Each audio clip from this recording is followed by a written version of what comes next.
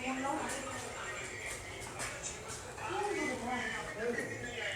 बच्चों, अभी तक आपने जो पढ़ा वेव ऑप्टिक्स में, इस बात को कितना याद रखना है नहीं रखना है, वो ज़रूरी ये है कि आप तैयारी किस प्रकार कर रहे हैं। आप जो वेव ऑप्टिक्स हम पढ़ाएंगे आपको, वो वेव ऑप्टिक्स में टॉपिक्स है refraction and reflection of plane wave. तो सवाल होता है कि प्लेन वेव क्या है, तो ए से बी ये प्लेन वेव है। A dash incident ray of light है, और ये एंगल आई है, और यहाँ पर ये एंगल आई है, इससे ये 90 डिग्री पे कटिंग कर देगा। तो ये जो रे है 90 डिग्री पे कटिंग करेगा, यही होगा incident wave front. Incident wave front. और आपके ये दूसरे मीडियम में ये एंगल आर से मुड़ जाएगा, ये एंगल आर हो जाएगा, तो ये यहाँ पर 90 डिग्री पे कटेगा। इसका नाम होगा रिफ्रैक्टेड वेव फ्रंट। तो आज हमारा जो टॉपिक्स है वो है रिफ्रैक्शन ऑफ प्लेन वेव। इसमें सिद्ध करना है mu equal to sine i by sine r. मतलब आई हो गया एंगल ऑफ इंसिडेंस और आर हो गया एंगल ऑफ रिफ्रैक्शन। v1 होगा velocity of light in first medium, और v2 हो गया velocity of light in second medium. तो ध्यान देना, v1 किसके लिए आया, velocity of light in first medium, अब v2 आ गया velocity of light in second medium में। μ1 हो गया refractive index of first medium और μ2 हो गया रिफ्रैक्टिव इंडेक्स ऑफ सेकेंड। ये रिफ्रैक्शन ऑफ प्लेन वेव यहाँ प्रूव करता है कि ये जो लाइट वेव यदि किसी सेपरेटिंग सरफेस से टकराता है, यहाँ पर क्या है, light wave A B, a plane light wave A B है जो इंसिडेंट करता है एट एंगल ऑफ इंसिडेंट पे। मतलब ये 90 डिग्री पे ऐसे नहीं पड़ती, ये एंगल आई बनाते हुए जितना एंगल ऑफ इंसिडेंट उतने से पे ही पड़ता है सरफेस पे, सेपरेटिंग सरफेस पे, μ1 और μ2 को। तो इसका रिफ्रैक्ट ये जो सरफेस होगा वो रिफ्रैक्टिंग वेव फ्रंट पर हो गया। तो इंसिडेंट वेव फ्रंट का ये एरिया हो गया और रिफ्लेक्टेड वेव फ्रंट का ये होगा। तो ये इंसिडेंट वेव फ्रंट और रिफ्लेक्टेड वेव फ्रंट से हमारा क्या होगा, ये reflection of plane wave proof होगा। बच्चों 10 चैप्टर का तीसरा टॉपिक्स का जो पहला भाग है वो है रिफ्रैक्शन ऑफ प्लेन वेव, दूसरा refraction at rare medium. Refraction किस मीडियम से, डेंसर मीडियम से नहीं, रेयर मीडियम से। फिर इसमें क्रिटिकल एंगल प्रूफ होगा, और साइन सी बराबर जो होता है साइन इनवर्स 1/μ भी डिपेंड करेगा। रिफ्रैक्टिव इंडेक्स ज़्यादा होगा, क्रिटिकल एंगल कम होगा। फिर है reflection of plane by plane wave का के द्वारा रिफ्लेक्शन कैसे होगा प्लेन सरफेस से। फिर ये इसमें एंगल आई बराबर एंगल आर प्रूफ करना रहता है। आपतन का कोण परावर्तन कोण के बराबर होता है। ये डॉपलर इफेक्ट है, change in velocity but original velocity v radical by speed of light. जब वैक्यूम में लाइट होगा तो नेचुरल फ्रिक्वेंसी को दिखाई देगा, और जब सोर्स या जब कोई मोशन में आएगा तो रिलेटिव वेलोसिटी दिखाई देगा। तो रिलेटिव वेलोसिटी के कारण चेंज इन फ्रिक्वेंसी हो जाएगा। तो चेंज इन फ्रिक्वेंसी बटा ओरिजिनल फ्रिक्वेंसी, तो एपरेंट फ्रिक्वेंसी डिपेंड करता है, इक्वल होता है v रेडिकल बटा स्पीड ऑफ लाइट के। तो आज जो हम 3 टॉपिक्स पढ़ेंगे, उस टॉपिक में पहला है रिफ्रैक्शन ऑफ प्लेन वेव, दूसरा रिफ्रैक्शन एट रेयर मीडियम, तीसरा है reflection of plane wave by plane surface, और चौथा है डॉपलर इफेक्ट। तो ये 10 चैप्टर के तीसरे टॉपिक्स में 4 पॉइंट हमको पढ़ना है, 4 पॉइंट पढ़ना है, 4 टॉपिक्स। तो टॉपिक्स को शुरुआत करने से पहले मैं आपको बता दूं कि इस टॉपिक्स में याद क्या करना है। तो यही टॉपिक्स को हमको पढ़ना है। ए प्लेन वेव, एक समतल तरंग, ए प्लेन वेव ए बी एक प्लेन वेव है, इंसिडेंट एट एंगल आई, जो एंगल आई पे इंसिडेंट होता है, एंगल आई इंसिडेंट करता है सरफेस पी डैश, ये सरफेस पी डैश पे, जो सरफेस का नाम है रिफ्रैक्टिंग मीडियम। आज आपको हम बताएंगे रिफ्रैक्टिंग मीडियम क्या होता है, इंसिडेंट वेव फ्रंट क्या होता है, रिफ्रैक्टेड वेव फ्रंट क्या होता है। तो देखते हैं, शुरुआत करते हैं। टॉपिक को शुरुआत करने से पहले अपने सर का नाम जान लीजिए। मैं अरविंद अलवेला फिजिक्स क्लासेस में आप लोगों को बता रहा हूँ वेव ऑप्टिक्स। टॉपिक्स में वेव ऑप्टिक्स में बताएंगे रिफ्रैक्शन ऑफ प्लेन वेव। तो इसको मिटा देते हैं। उम्मीद करते हैं आप इसको छाप लीजिएगा, नोट स्क्रीनशॉट ले लीजिए। पूरे टॉपिक्स का अच्छे से समझ में आ जाएगा कि पढ़ना क्या है। Refraction of plane wave, refraction at rare medium, reflection of plane wave plane surface, और डॉपलर इफेक्ट। तो इसको हम रहेंगे, ये टॉपिक इतना मिटा दें, रिफ्रैक्शन एट रेयर मीडियम को मिटा दें, इतना में ही हो जाएगा। रिफ्रैक्शन ऑफ प्लेन वेव इतने में ही हम डिफाइन करेंगे। तो रिफ्रैक्शन ऑफ प्लेन वेव, तो एक प्लेन वेव ए बी जो इंसिडेंट करता है एंगल आई से रिफ्लेक्टिंग सरफेस। सबसे पहले सेपरेटिंग मीडियम क्या होता है, तो जो पीपी डैश सेपरेटिंग माध्यम, तो जो ये नीचे डेंसर मीडियम और रेयर मीडियम, तो जो सरफेस क्या करता है, दो माध्यम को अलग अलग सेपरेट करता है, जहाँ दो मीडियम आपस में टकराता है, ऊपर में रेयर और इधर डेंसर, उसे कहते हैं सेपरेटिंग सच सरफेस हुई सेपरेट द टू मीडियम, दो माध्यम को सेपरेट करता है, उसी को सेपरेटिंग सरफेस कहते हैं। सेपरेटिंग सरफेस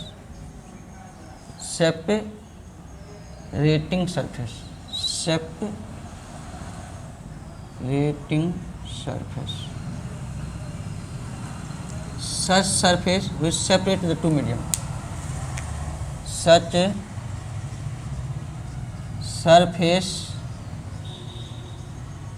which separate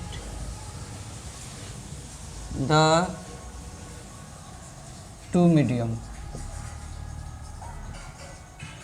कोष्ठ में रेयर और डेंसर, रेयर एंड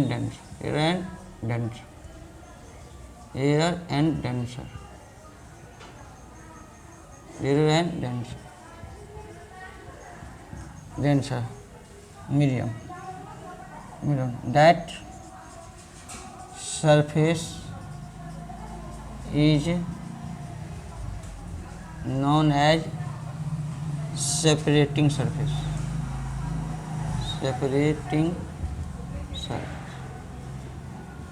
एक ऐसा सतह जो पीपी डैश सेपरेटिंग सरफेस हो गया, सेपरेटिंग सरफेस, एक ऐसा सरफेस जो दो मीडियम को अलग अलग भागों में बांट देता है, उसे separating, such surface which separate the two medium, एक ऐसा सतह जो दो माध्यम को, रेयर मीडियम और डेंसर मीडियम को अलग कर देता है। जैसे ये लाइन पीपी डैश सेपरेट, ऊपर से ऊपर देखेंगे रेयर और नीचे देखें तो नीचे दो देखूँ तो डेंसर नज़र आता है, और ऊपर जो देखूँ तो रेयर नज़र आता है, और रेयर और डेंसर जो सेपरेट कर जाता है उसको रिफ्रैक्टिंग सरफेस का। यहाँ एक प्लेन वेव है, प्लेन वेव ए बी, तो ये जो प्लेन वेव जो अपने साइड में 90 डिग्री का कोण बनाता है वो इंसिडेंट वेव फ्रंट होता है। Such wave front which is produce in rare medium at angle of incident is known as incident wave front. तो हेडिंग डालेंगे इंसिडेंट वेव फ्रंट। इसको आप समझ में गए सेपरेटिंग सरफेस क्या होता है। तो सेपरेटिंग सरफेस, सच सरफेस, सेपरेटिंग सरफेस, ध्यान दीजिए बच्चों, वह surface which separate the two medium, जो दो मीडियम को क्या करता है, सेपरेट करता है, रेयर कुछ मीडियम को, तो रेयर मीडियम और डेंसर मीडियम को, उसी सरफेस को बोलेंगे सेपरेटिंग सरफेस। सेपरेट मत होता है अलग अलग करना। तो जो सतह, जो मीडियम को जो सतह, जो such surface which separate the two medium, जो सरफेस दो मीडियम को सेपरेट कर देता है उसी को सेपरेटिंग सरफेस बोलते हैं। अब हेडिंग डालेंगे incident wave front. Incident wave front, incident wave front, incident wave front, incident wave front, incident wave front, incident wave front. Incident wave front आपका कौन सा है, ए बी हो गया। तो such wave front, such plane wave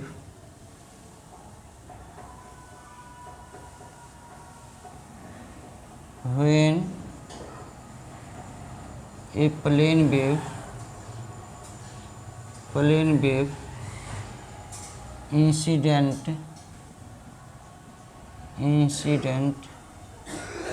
at angle of incidence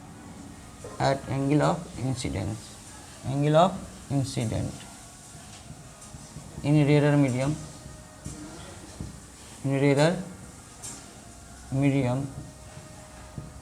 that wave front is known as incident wave front. ध्यान दीजिए, आपतित, इंसिडेंट, वेव मतलब तरंग, फ्रंट तंगाग्र, आपतित तरंगाग्र या इंसिडेंट वेव फ्रंट क्या होता है। व्हेन ए प्लेन वेव, जब कोई plane A B incident at angle of incidence, आपतन के कोण पर ही आपतित होती है, रेयर मीडियम आपतित होता है, उस वेव फ्रंट को बोलते हैं इंसिडेंट। ए भी हो गया इंसिडेंट वेव फ्रंट। जो रेयर मीडियम बन आ रहा है वह एक प्लेन, यहाँ लिखा ए प्लेन वेव, कौन plane wave, A B incident at angle I पे सेपरेटिंग मीडियम पे आई पे कटता है, तो सेपरेटिंग मीडियम जो आई एंगल ऑफ इंसिडेंट नॉर्मल से बनाता है उतने ही एंगल पर कोई प्लेन वेव आ रहा है तो ये हो गया इंसिडेंट वेव फ्रंट। तो इंसिडेंट वेव फ्रंट कहाँ बनेगा ऑब्जेक्टिव में, तो ध्यान रखना है रेयर मीडियम में जो प्लेन वेव किसी सरफेस पे एंगल ऑफ इंसिडेंट पे पड़ता है, रेयर मीडियम में पड़ता है, उस वेव फ्रंट को बोलते हैं incident wave front. When a plane wave, जब कोई plane wave incident at angle of incidence, angle of incidence पे रेयर मीडियम में पड़ती है, उस वेव फ्रंट को बोलते हैं हम इंसिडेंट वेव फ्रंट। अब आगे आएगा रिफ्रैक्टेड वेव फ्रंट। तो when plane wave bend in the denser, मुड़ जाता है एट एंगल ऑफ रिफ्रैक्शन पे, तो उसको बोलते हैं रिफ्रैक्टेड वेव फ्रंट। अब होगा refracted wave front, refracted wave front.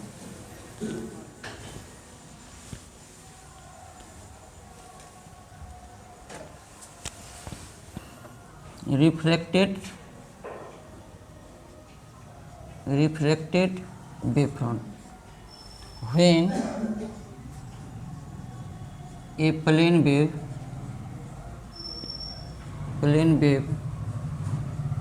fall on separating surface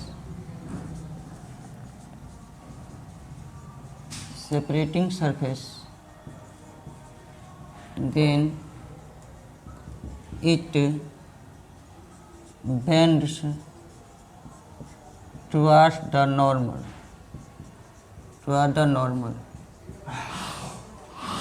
then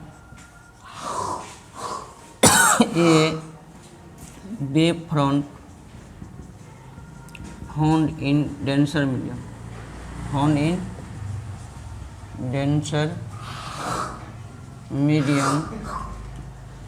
which make an angle R with separating surface, separating surface. That wave front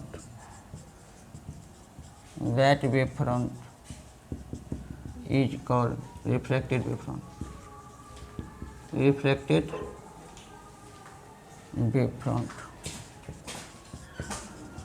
तो incident wave front भी समझ गए आप, रिफ्लेक्टेड वेव फ्रंट भी समझ गए। व्हेन ए वेव, जब कोई वेव ए बी इस डेंसर मीडियम में आएगा तो ए ई एक रिफ्लेक्टेड वेव फ्रंट पर, मतलब ये लाइट आर बन जाएगा, इधर मुड़ जाएगा, तो उतने ही आर पर ये एंगल नॉर्मल इसको काटेगा। तो ऐसा वेव फ्रंट जो डेंसर मीडियम बनता हो और रिफ्रैक्टिंग सरफेस एंगल आर पे झुका हुआ हो, तो इस वेव फ्रंट को बोलते हैं हम रिफ्रैक्टेड वेव फ्रंट। तो refracted wave front, incident wave front से हम लोग क्या करेंगे, determine the shape of reflected wave front हम लोग पता चल गया। अब हम स्टडी करेंगे laws of reflection from Snell's law, मतलब ये इंसिडेंट वेव फ्रंट का यूज करके हम क्या करेंगे, रिफ्लेक्शन ऑफ प्लेन वेव याद करेंगे। तो इसको मिटा देते हैं, पिक लेना है पिक ले लीजिए, और समझना है तो अच्छे से समझ लीजिए, वीडियो को रोक कर देखिए। यदि अभी तक वीडियो अच्छा लगे तो इसको लाइक कीजिए, शेयर कीजिए, सब्सक्राइब कीजिए।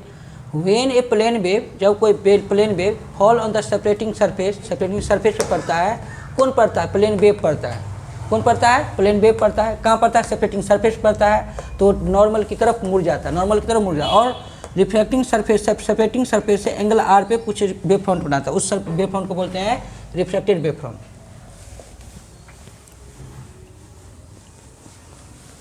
अब आपको प्रूफ होगा म्यू बराबर sine i by sine are.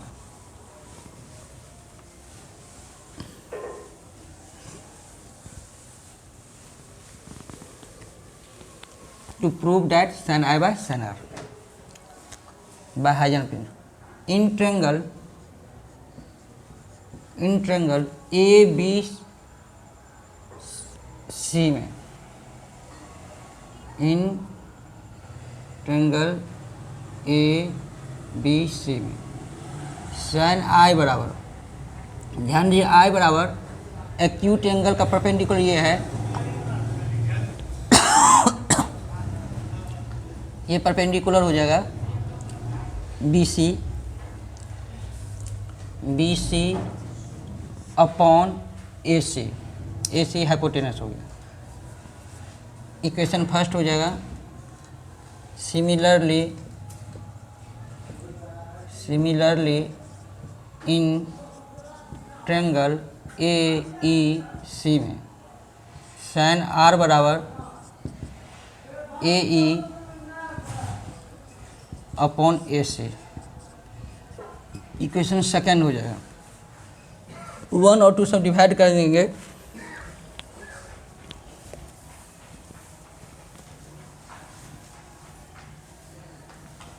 हम equation first and second from equation first and second we get sin I upon sin R is equal to BC upon AC, AC पर AC upon AE, AC से AC cut जाएगा, बचेगा BC upon AE। BC में होगा, इस denser medium का distance हो गया, इसको हम बोलेंगे V1T upon velocity in second medium, first medium in time V2 T cut जाएगा, तो V1 बटा V2 हो गया। और इसके डिस्टेंस को हम लेमडा 1 भी कहेंगे, इसको लेमडा 2 भी कहेंगे। और इस म्यू आई बटा इसको कहेंगे म्यू 1 और इसको कहेंगे म्यू 2, इसी मीडियम चला, इसी को म्यू कहते हैं। यही प्रूफ हो गया आपको। ये म्यू बराबर हो जाएगा आपको म्यू 1 अपॉन म्यू 2।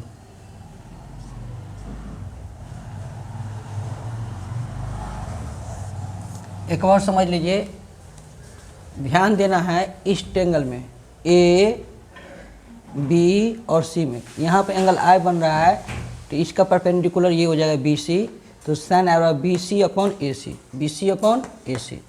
फिर इस ट्रायंगल में ध्यान देना ए सी ई में, तो इसमें एंगल आर ये बन रहा है, तो इसका परपेंडिकुलर ये हो जाएगा ए ई अपॉन, फिर हाइपोटेनस यही होगा ए सी, दोनों का ए सी कट जाएगा, बी सी अपॉन ए सी। तो BC का जो डिस्टेंस होगा V1T हो जाएगा, और V1T और ये हो जाएगा V2T, टी का जाएगा तो V1 अपॉन V2, और इसका डिस्टेंस जो होगा इसको लेमडा 1 मानेंगे, वेवलेंथ इन फर्स्ट मीडियम और ये वेवलेंथ इन सेकंड। इस मीडियम का डिस्टेंस कम हो जाता है, तो इसका जो कोई इंसिडेंट वेव फ्रंट यदि डेंसर मीडियम में जाता है तो उसका स्पीड क्या हो जाता है, कम हो जाता है। तो कोई प्लेन वेव रेयर मीडियम से डेंसर मीडियम में जाता है तो speed of light wave decrease कर जाता है, मतलब यहाँ V1 ज़्यादा होगा और V2 कम हो जाएगा, इसलिए लेमडा 1 ज़्यादा होगा, लेमडा 2 कम हो जाएगा, म्यू 1 ज़्यादा होगा, म्यू 2 कम हो जाएगा, तो म्यू 1 बटा म्यू 2 कॉन्स्टेंट होगा, जिसको म्यू कहेंगे। बस यही था आपको लॉज ऑफ रिफ्लेक्शन। अब सेकेंड टॉपिक्स हम लोग पढ़ेंगे। इस टॉपिक्स के बाद आपको जो टॉपिक्स है वो टॉपिक्स आपका हो जाएगा आपको refraction of at rare medium, refraction at rare medium, refraction at rare medium, refraction at rare medium 3.3/2, refraction at rare medium, refraction at rare medium.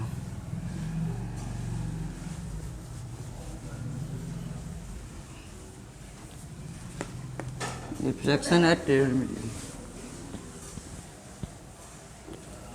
बच्चों टॉपिक्स को मन लगा कर पढ़िए, क्योंकि वेव ऑप्टिक्स बहुत इंपॉर्टेंट है क्लास 12 के एग्ज़ाम के दृष्टिकोण से।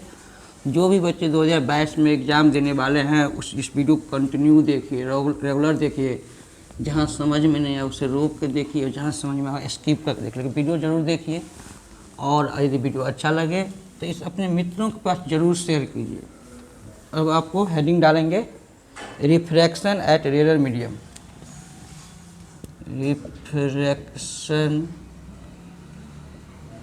Refraction at rare medium.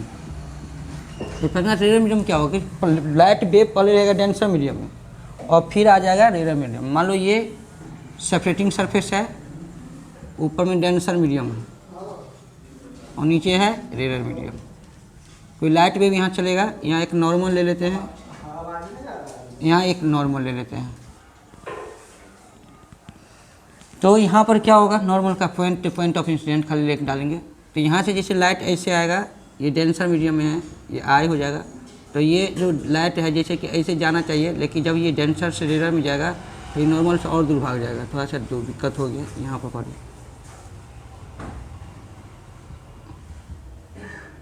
ये एंगल आई हो जाएगा और जैसे ही ऐसे जाना चाहिए डेंसर में तो और दूर हो, रेयर मीडियम थोड़ा सा दूर हो जाएगा, नॉर्मल से दूर हो जाए, आर हो जाएगा, आर ज़्यादा हो जाएगा। अब ऐसा ही सेम लाइट ऑफ लाइट ऐसे आ रहा है और यहाँ पर एंगल आई बना लेंगे हम। ये हो गया इंसिडेंट वेव फ्रंट, फिर इंसिडेंट वेव फ्रंट,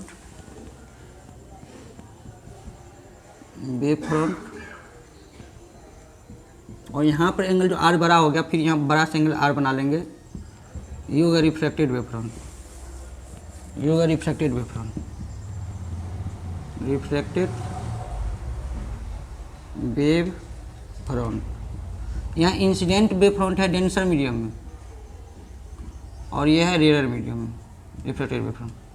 अब जब कोई plane wave A B fall कर रहा है इस separating surface P P dash पे, तो ये एंगल ऑफ रिफ्लेक्शन आई बनाने के बाद ये जो नया सरफेस बन जाएगा वो ए ई बन जाएगा, मतलब ए ई हो गया इंसिडेंट वेव फ्रंट। तो यहाँ हेयर, यहाँ पे ए बी हो गया प्लेन वेव जो इंसिडेंट वेव फ्रंट है, इंसिडेंट वेव फ्रंट, और ए ई हो गया, सॉरी ये सी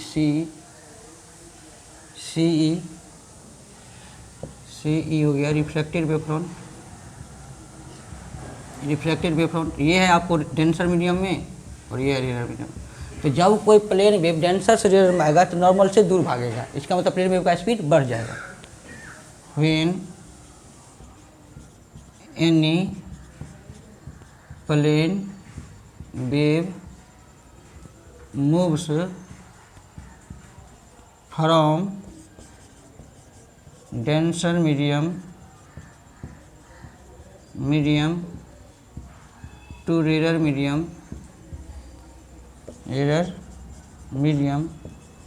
then speed of light wave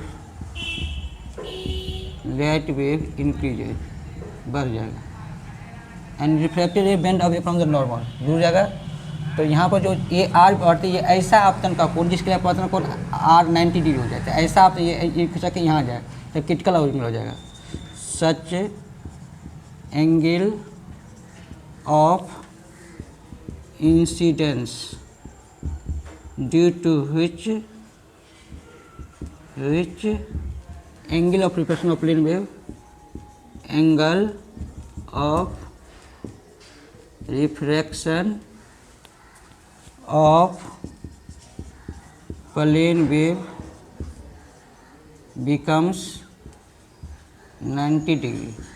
That angle of incidence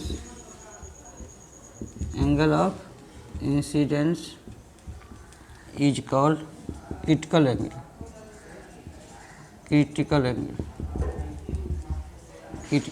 इसको आई सी से लिखा जाएगा। तो बस सिंपल सा लिखना है, साइन आई सी बराबर μ2 बटा μ1, डेंसर मीडियम का रिफ्रैक्टिव इंडेक्स बटा μ1 का, तो μ2 हो गया डेंसर मीडियम।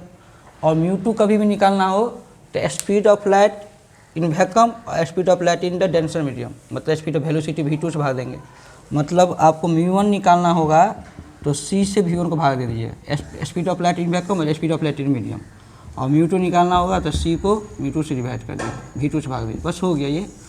अब यही था रिफ्रैक्शन। तो यदि एंगल ऑफ इंसिडेंस से ज़्यादा हो जाएगा तो लाइट इसी माध्यम में लौट जाएगा, इसी को कहेंगे refraction through spherical surface, refraction at rare medium. अब नेक्स्ट हेडिंग डालेंगे 10.3 का, जो बता दें शुरू में ही, reflection of plane wave by plane surface. 10.3 reflection of plane wave by plane surface. बच्चे इसको नोट करना है, नोट कर लीजिए, ठीक ले लीजिए, एक बार समझना है समझ लीजिए। Refraction at rare medium, A B हो गया इंसिडेंट वेव फ्रंट और सी ई हो गया reflected wave front. When any plane wave, जब कोई plane wave, when any plane wave moves in denser medium, जब डेंसर मीडियम से चलता है टू रेयर मीडियम की ओर, then speed of light increase करेगा, speed of light angle of I कम होगा, यहाँ एंगल ऑफ आर क्या हो जाएगा, ज़्यादा हो जाएगा। और यहाँ आर बढ़ते बढ़ते यदि आर 90 डिग्री हो जाए, आर इक्वल टू 90 डिग्री हो जाएगा तो आई सी हो जाएगा, और उससे जब ज़्यादा हो तो लाइट इसी माध्यम में लौट जाएगा। यही था कि जब कोई प्लेन वेव डेंसर मीडियम से चलना शुरू करेगा और रेयर मीडियम में जैसे ही प्रवेश करेगा उसका लाइट बढ़ जाएगा, मतलब स्पीड ऑफ लाइट वेव बढ़ जाएगा। जैसे यहाँ तक आ रहा था तो स्पीड लाइट स्लो था, जैसे यहाँ इंटरफेस करेगा तो स्पीड ऑफ लाइट बढ़ना शुरू कर जाएगा। तो ये जो वेव फ्रंट बनाएगा उसका नाम होगा reflected wave front.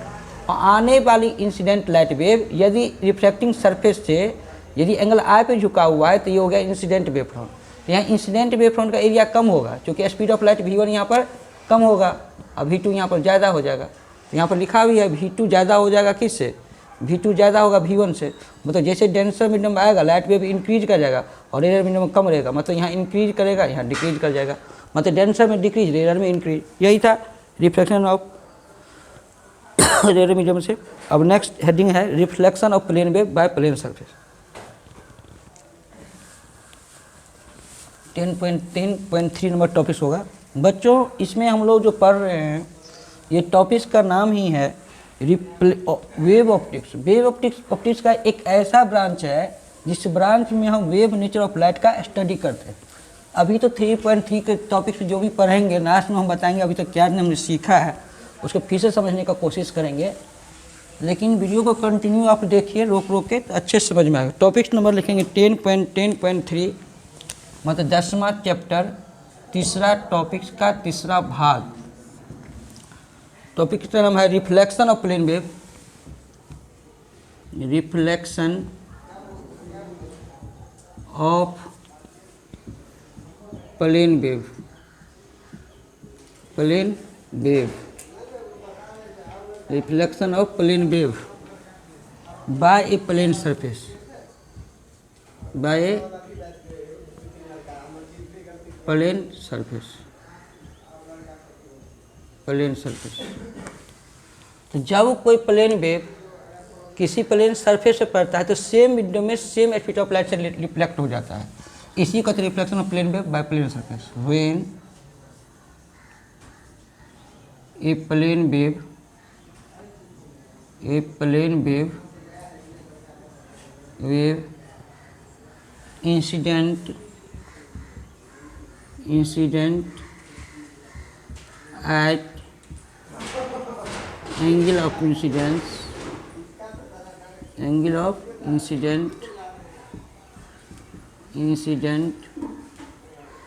on the plane surface, on the plane surface, then plane light wave, then plane wave return in the same medium, return in the same medium with same speed of light. That phenomena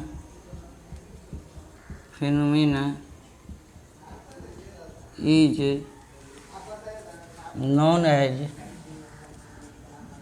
known as reflection of plane wave, reflection of plane wave। Diagram समझने की कोशिश करते हैं। ये एक plane surface है, मतलब इसको पीछे से कलेक्ट कर दिया, जैसे मिरर हो गया प्लेन सरफेस, मिरर हो गया। यहाँ दो रे ऑफ लाइट को एक साथ होल्ड करना है, जैसे ये एक लाइट हो गया, एक दूसरा रे ऑफ लाइट हो गया। ये नॉर्मल से जितना एंगल बनाएगा आए उतना ही यहाँ एक एंगल यहाँ पर आके कटेगा 90 डिग्री पे एंगल आए होगा। ये इंसिडेंट वेव फ्रंट हो गया, इंसिडेंट वेव फ्रंट। जैसे ही यहाँ पर इंसिडेंट वेव फ्रंट बनेगा ये ए और बी इंसिडेंट वेव फ्रंट या इंसिडेंट प्लेन वेव यही होगी, जब फॉल करेगा पे तो ये ऐसे एंगल से आर से लौट जाएगा। तो लौर से लौटेगा तो यहाँ से एंगल एक आर बना देंगे, एंगल आर बना। सेम एरिया पे ये हो जाएगा reflected wave front, reflected wave front. तो इंसिडेंट वेव फ्रंट और रिफ्लेक्टेड वेव फ्रंट एक ही मीडियम बनेगा। इसका मतलब कोई भी लाइट वेव यदि किसी मिरर से टकराएगा तो उसका स्पीड ऑफ लाइट वेव नहीं बदलेगा। When any plane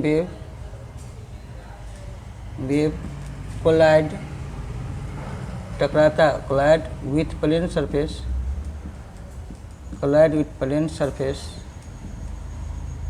then it return in same medium with same speed of light। कहता व्हेन एनी प्लेन वेव, जब कोई प्लेन वेव, क्या, जब कोई प्लेन वेव कोलाइड करता है, प्लेन से टकराता है, तो सेम मीडियम में सेम स्पीड से लौट करते हैं। यह इंसिडेंट वेव फ्रंट ध्यान रखना, और reflected wave front same medium rare medium में बनेगा। तो इसका मतलब स्पीड ऑफ लाइट चेंज नहीं किया, मतलब प्लेन वेव में कोई रिफ्लेक्शन नहीं हुआ, जैसे ही गया वैसे ही लौट गया। अब हमारा जो नेक्स्ट हेडिंग होगा वो बहुत इम्पोर्टेंट होगा, वो होगा डॉपलर इफेक्ट। हेडिंग डालेंगे डॉपलर इफेक्ट। Doppler effect. उसके बाद नेक्स्ट टॉपिक में कोहेरेंट इनकोहेरेंट कल पढ़ेंगे। आज लिखेंगे Doppler effect. 10.10.4 topic Doppler effect. यहाँ तो बच्चे आप लोगों को पढ़ाई हो गया है। यदि आप लोग घर पर आराम कर रहे थे इसको बैठ के पढ़िए, दिल लगा के मन लगा के एक बार पढ़ लीजिएगा ना तो रिजल्ट अच्छा हो जाएगा। पढ़िए एनसीईआरटी जरूर पढ़िए, वीडियो जरूर देखिए। तो चल डॉपलर इफेक्ट बहुत ही वीवीआई टॉपिक। 10.3.4 Doppler effect.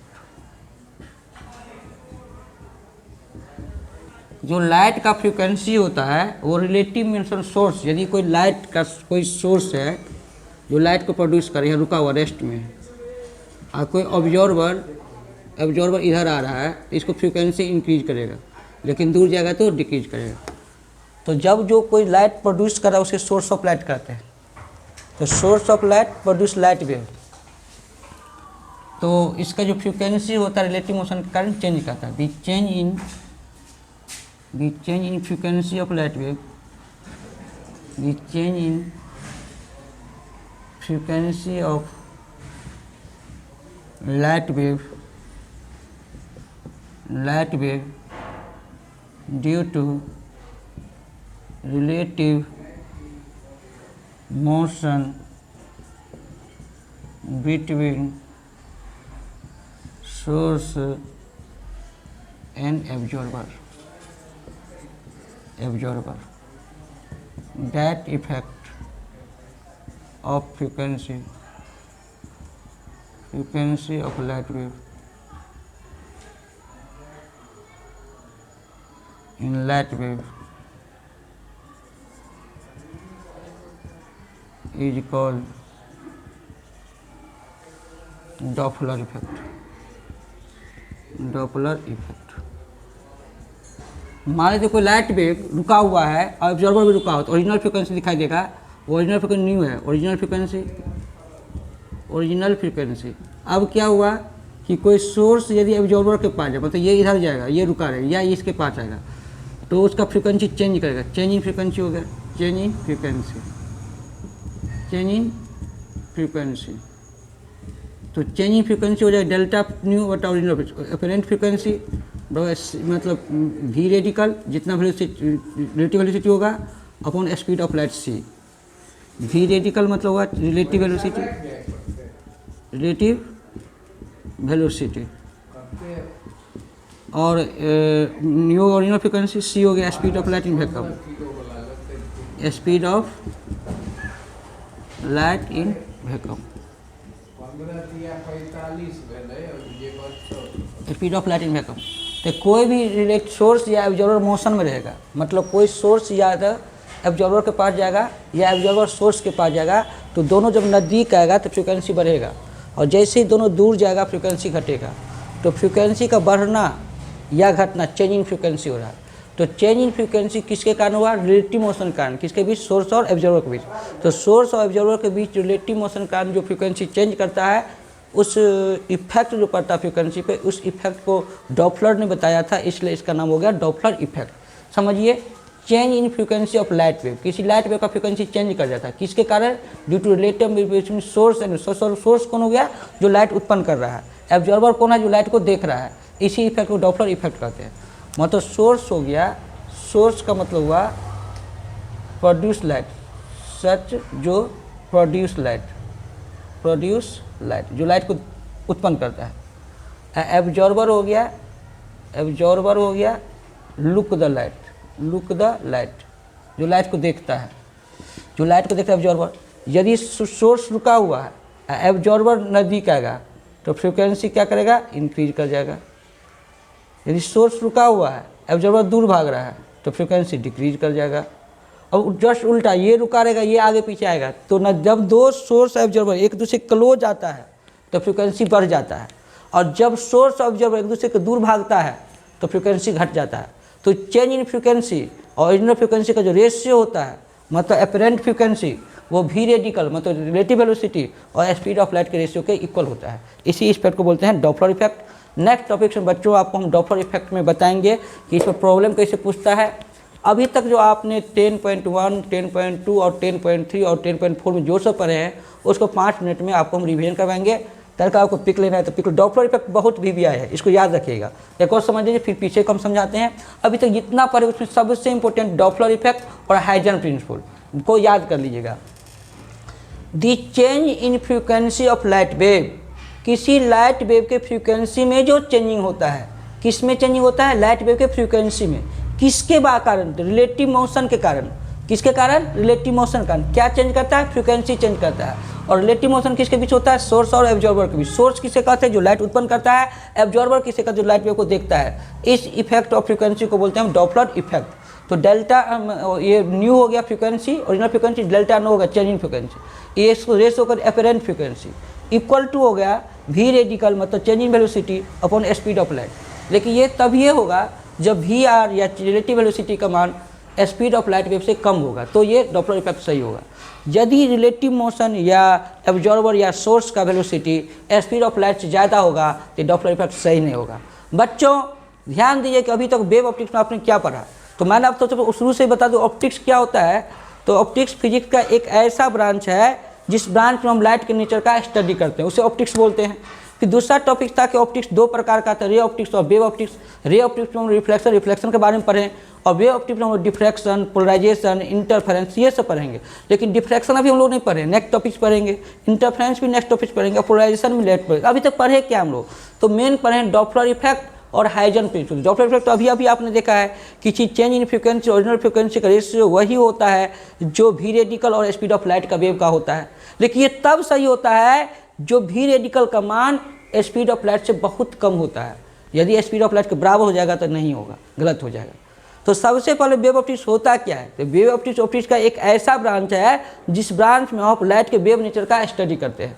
एक बार सुन लीजिए, वेव ऑप्टिक्स का एक ऐसा ब्रांच है जिस ब्रांच में आप लाइट के वेव नेचर का स्टडी करते हैं, उसे कहते हैं वेव ऑप्टिक्स। वेव ऑप्टिक्स में सबसे पहले पढ़ना था सोर्स ऑफ लाइट, जो लाइट को उत्पन्न करता है। यहाँ लाइट रे ऑफ लाइट कभी नहीं बोलते, वेव ऑफ लाइट बोलते हैं। मतलब प्लेन वेव चलता है यहाँ पे। तो प्लेन वेव जो चलेगा तो वो एक इक्वल फेज में होगा, मतलब सभी जगह समान दूरी तय करेगा। तो यदि पॉइंट सोर्स ऑफ लाइट रहेगा तो वो स्फेरिकल वेव फ्रंट उत्पन्न करेगा। यदि लीनियर सोर्स ऑफ लाइट होगा तो सिलिंड्रिकल वेव फ्रंट होगा। कल क्लास में बताए थे, नहीं देखे तो पिछले क्लास का वीडियो देख लीजिएगा आप, optics wave optics by Arvind Alvela, तो आपको समझ में आ जाएगा। ये दूसरा लेक्चर है। तो बच्चों आपको आज अपलोड भी किया गया। आज आप क्लास 7 नवंबर को आज देख सकते हैं, 7 नवंबर को आपका अपलोड भी वीडियो है इससे पहले, उसमें देख सकते हैं। तो डॉपलर इफेक्ट से पहले आपको क्या पढ़ना है? Huygens principle. Such principle which describe the nature of wave front. जो प्रिंसिपल वेव फ्रंट के नेचर को बताता है उसे हाइजन प्रिंसिपल कहते हैं। Huygens principle mainly geometrical structure हम लोग को पढ़ना पड़ता है। वेव फ्रंट क्या होता है? जब कोई सोर्स ऑफ लाइट किसी मीडियम फैलता है तो वो सेम टाइम में सेम डिस्टेंस कवर करता है, इक्वल फेज में पाया जाता है, वो ऑसिलेट करता है, उसे वेव फ्रंट कहते हैं। और वेव फ्रंट का एक एक पार्टिकल फिर एक नया वेव फ्रंट का निर्माण करता है, जिसको सेकेंडरी वेव फ्रंट या वेवलेट बोलते हैं। तो वेव फ्रंट का नेचर सोर्स ऑफ लाइट पर डिपेंड करता है और वेवलेट का नेचर वेव फ्रंट पर डिपेंड करता है। इस टॉपिक्स को आप याद करिए। तक के लिए टेक रेस्ट। ओके, मैं अरविंद अलबेला आपको फिर तहे दिल से वीडियो देखने के लिए धन्यवाद देता हूँ और कंटिन्यू वीडियो देखने के लिए इमोशन देते रहता हूँ। यदि आपको ये वीडियो अच्छा लगता है तो इसको मित्रों पर जरूर लाइक और शेयर कीजिए। बच्चों, यदि अभी तक आपने मेरा चैनल अलबेला फिजिक्स क्लासेस पर को सब्सक्राइब नहीं किया तो सब्सक्राइब जरूर कर लीजिएगा, क्योंकि आपको भविष्य से रिलेटेड क्वेश्चन मैं लेकर आता रहता हूँ। और 2022 का सबसे इम्पोर्टेंट टॉपिक मैंने आज आपको सिखाया कि डॉपलर इफेक्ट क्या होता है। यदि आपने डॉपलर इफेक्ट आपको समझ गए होइएगा तो कुछ ये समझ गए तो बहुत अच्छा है, और नहीं समझे तो वीडियो को रोक के देख लीजिएगा और एक बार अभी ये समझ लीजिए कि चेंज इन फ्रिक्वेंसी और ओरिजिनल फ्रिक्वेंसी का रेशियो वही होता है जो वी रेडिकल और स्पीड ऑफ लाइट के बराबर होता है। तो यदि आप ये वीडियो अच्छा लगा तो शेयर कीजिए, सब्सक्राइब कीजिए, लाइक कीजिए और आगे काम कीजिए। बहुत काम